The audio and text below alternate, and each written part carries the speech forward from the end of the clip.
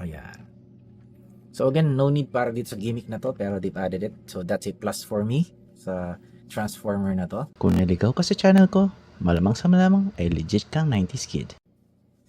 So mga 90s, for today, we will be transforming Hook, or the upper torso of Devastator, which is labeled NBK02 dito sa knockoff version ni Devastator, CTF Engineering. So ayan siya. Ayan. Sa truck form, side, upper, lower. Ayan. Napaka-fit ng form niya. Wala parang loose joints. Make sure lang na pag tin-transform nyo sila is ayan, nakapeg lahat ng mga dapat i-peg. Ayan. So ito, namumove mo up and down. Detachable to. Detachable kung nakita yung previous review ko. And this one, namumove mo yung crane niya. Na nide-detach pa ito ng ganyan. Ayan. Ayan. And also, by the way, ito, may supporting pa siya. Hindi na kailangan itong gimmick na to, pero in-add nila. Which is actually a very good thing. Kumbaga support sa isang crane.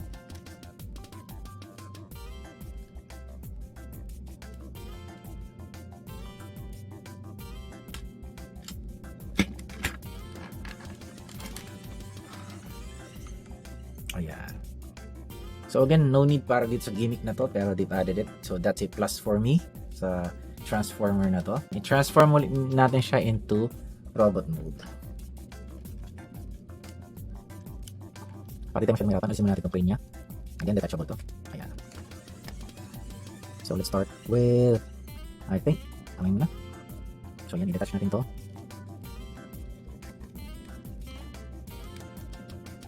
And then these parts.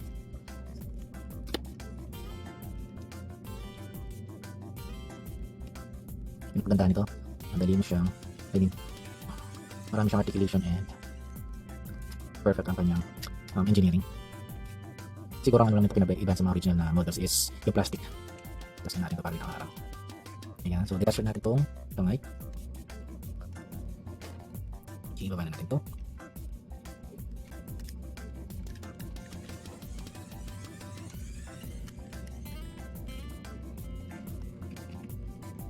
Na forward. Then kamay kunin natin.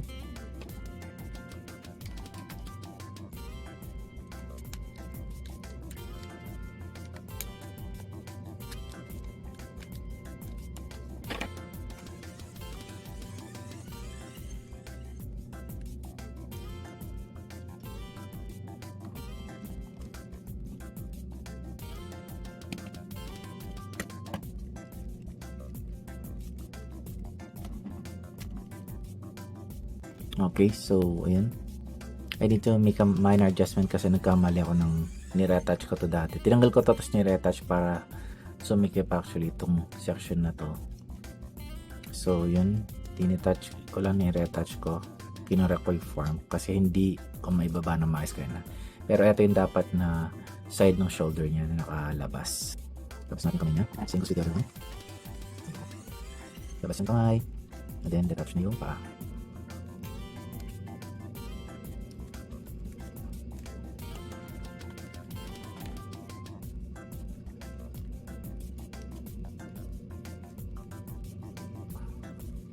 Kapag ganyan, front, kapag ganyan.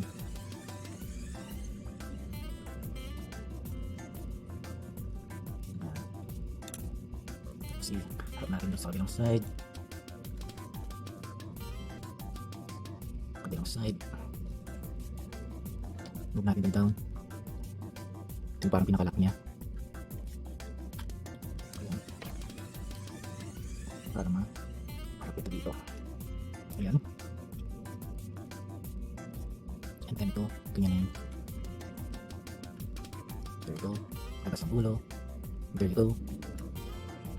Tapos i-reattach natin yung crane niya. There you go.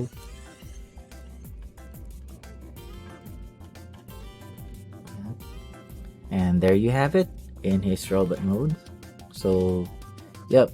Kinuha ko lang actually itong weapon niya dito kanina and medyo inayos ko lang yung position niya. Ayan.